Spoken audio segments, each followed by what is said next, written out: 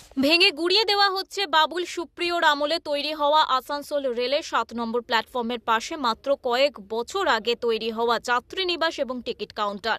কিন্তু সেটিকে লোকচক্ষুর আড়ালে ত্রিপল দিয়ে ঢেকে ভেঙে ফেলা হচ্ছে বলে অভিযোগ তৃণমূল নেতা তথা আসানসোলের ডেপুটি মেয়র ওয়াসিমুল হকের।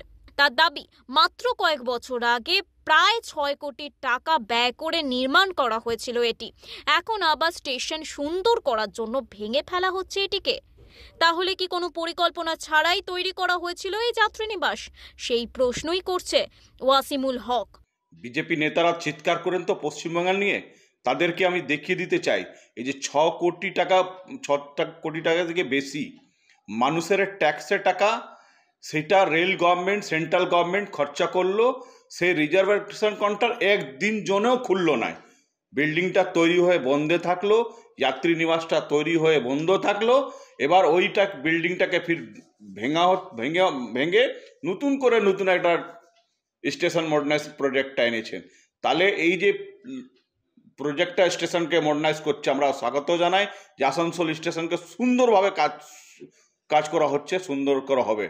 কিন্তু এই প্ল্যানিংটা তো লং সময় থেকে প্ল্যানিংটা নেওয়া হয়েছে, তাহলে এই রিজার্ভেশন কাউন্টার বা যাত্রী নিবাস সেই সময়টা কেন ভাবা হয়নি যে এটা কোন জায়গা করব? যদিও এই বিষয়টিকে আমল দিতে চায়নি আসানসোল দক্ষিণের বিধায়ক অগ্নিমিত্রা পল।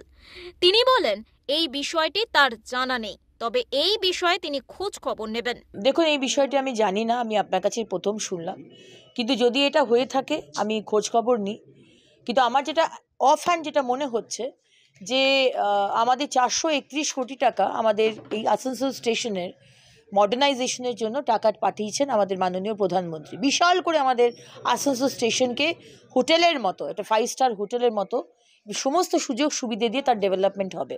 হতে পারে যে সেই যে প্ল্যানিং হয়েছে সেই প্ল্যানিংয়ের মধ্যে হয়তো এটা অসুবিধা হচ্ছে, এই বিল্ডিংটি হয়তো অসুবিধা ছিল, আমি জানি না, আমি জাস্ট আন্দাজে বলছি। বাট আমি ডিআরএম সাহেবের সাথে কথা বলবো, জিএম এর সাথে কথা বলবো, যা করা দরকার আমি করব। এই ঘটনাকে কেন্দ্র করে চাঞ্চল্য ছড়িয়েছে আসানসোলে। শুরু হয়েছে তৃণমূল বিজেপির রাজনৈতিক চর্চা। আসানসোল থেকে অনুসুয়া সিনহার রিপোর্ট, ওঙ্কার বাংলা।